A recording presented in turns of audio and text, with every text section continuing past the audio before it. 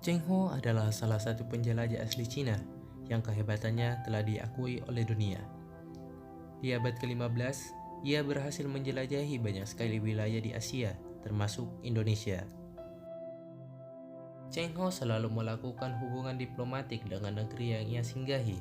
Bahkan ia sering memberi cenderamata kepada kerajaan Nusantara di Indonesia.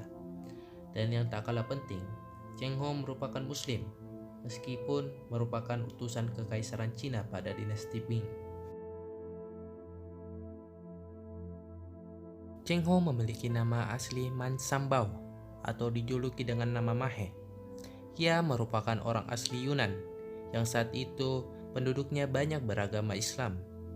Saat pasukan kerajaan Ming menaklukkan wilayah itu, Cheng Ho ditangkap dan dijadikan seorang kasim atau pelayan istana. Lambat laun karir Cheng Ho meningkat dengan tajam. Ia dikenal sangat kuat dan juga pemberani. Saat kerajaan Tiongkok mulai runtuh akibat dinasti Mongol, Cheng Ho menawarkan diri untuk keliling dunia dan melakukan perbaikan-perbaikan, terutama untuk negeri yang pernah bersahabat dengan Tiongkok. Kaisar yang berkuasa pada saat itu memberikan amanah kepada Cheng Ho untuk menjadikan Tiongkok kembali berkibar di dunia. Cheng Ho memimpin armada kapal yang jumlahnya kurang lebih ada 307 armada kapal yang menjadikan ekspedisi dengan kapal terbanyak dalam sejarah. Jumlah pasukan yang ia bawa mencapai 27.000 orang. Cheng Ho sendiri menaiki kapal terbesar dengan panjang sekitar 120 meter dan lebar 50 meter. Kapal ini terbuat dari rangkaian bambu yang disusun dengan sangat kuat. Setidaknya mulai tahun 1405 hingga 1433, Cheng Ho telah melakukan 7 kali pelayaran. Pelayaran pertama yang dilakukan Cheng Ho memakan waktu sekitar 2 tahun dengan daerah yang dijelajahi, yakni Champa, Jawa, Palembang, Malaka, Aru, hingga Kolam yang berada di India. Dari 7 pelayaran yang dilakukan oleh Cheng Ho, 6 diantaranya mendarat di Pulau Jawa. Pada pelayaran ke-6 di tahun 1421 hingga 1422, dikatakan jika Cheng Ho datang ke Jazirah Arab, hingga akhirnya ia mendapatkan gelar haji dan memiliki nama lain, yakni Haji Hamud Syam.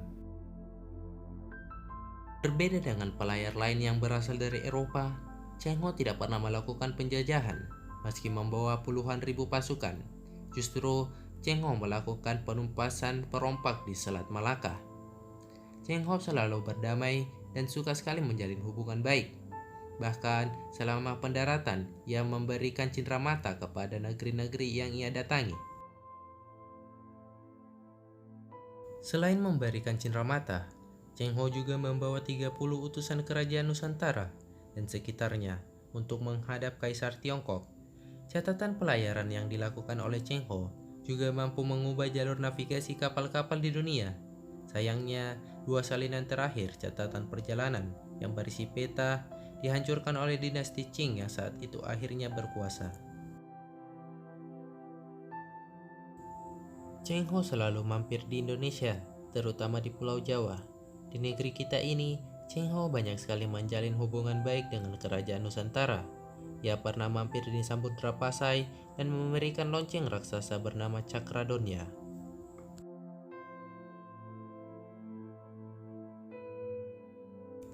Saat berada di Laut Jawa, salah satu anak buahnya bernama Wang Jinghong mengalami sakit dan harus menetap di sana.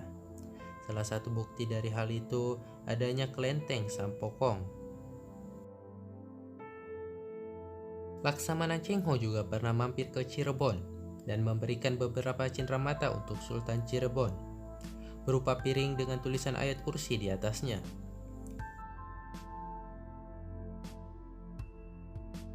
Di Surabaya, ada sebuah masjid dinamai Masjid Muhammad Cheng Ho untuk mengenang perjuangan Cheng Ho di Indonesia.